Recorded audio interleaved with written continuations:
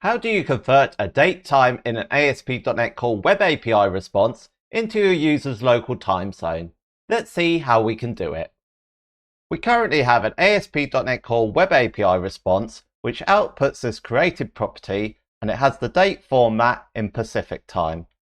What we're going to do is we're going to change it from Pacific time to Eastern time. We can keep the app running, which will still think it's in Pacific time. So we're going to change the time zone from Pacific time to Eastern time.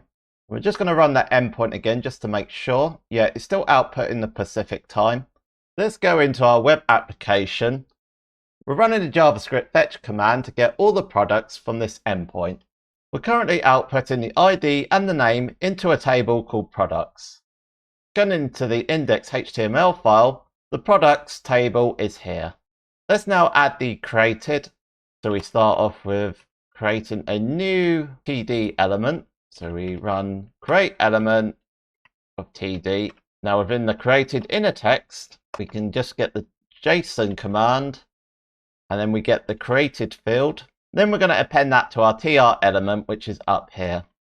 So we call tr.appendChild, and then we just pass in the created element.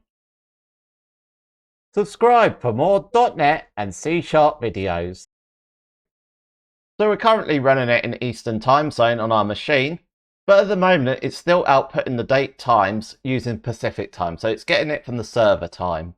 We need to do some additional changes in JavaScript to ensure that we can do it to our user's local time zone rather than the server's time zone. And the way that we do that is that we wrap the created property into a new date field. Now when we run that, it's outputting the date times in Eastern time zone, despite the fact that the server's in Pacific time zone. Now with these date formats, they're not formatted very well. Now with JavaScript though, there's a number of extension methods that we can add to the new date variable.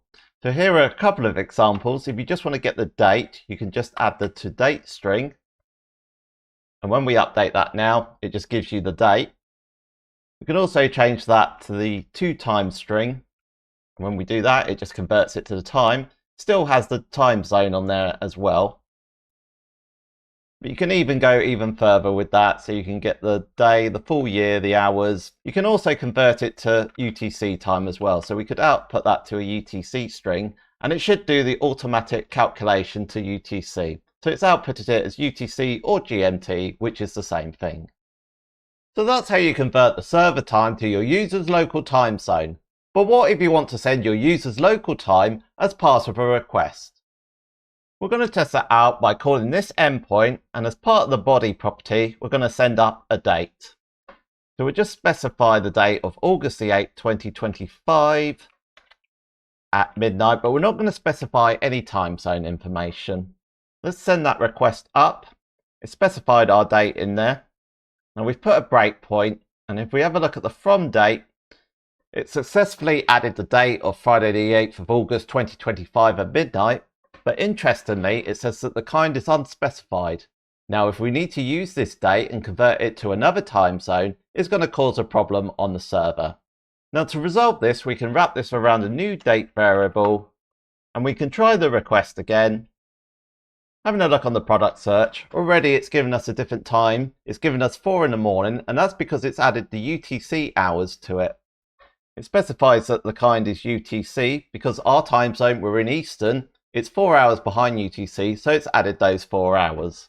And if we have a look at the request, this has been done on the front end side, on the JavaScript side. So it's converting it to UTC before sending it up to the server. Another scenario might be that you want to convert a date time to another time zone that is different from your server's time zone. How do you go about doing that? We create a new date time.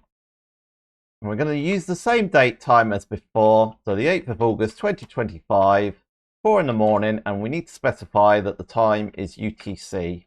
Then we're going to convert it to Central Time Zone, and to do that, we need to call timezoneInfo.find system time zone by ID and specify the fact that it's Central Time Zone. So we specify that it's Central Standard Time. Then we can do the conversion. So we call timezoneInfo.convert time, we pass in the UTC, and we pass in the time zone information. So when we run it, it's converted time, it's taken 5 hours off UTC. This is all in daylight savings as well, which is why there's an hour difference. Now it's done that, but when we look at the kind, it's unspecified. So something to bear in mind because it's not related to the UTC or the server's time zone. So that's how you use date times to convert to different time zones. But this is only really possible if you're storing your dates properly in the first place. Watch this video next where I'll show you how you can do that with Entity Framework Core. And let me know in the YouTube comments what you think about this video. Thanks very much for watching, and I'll see you on another video.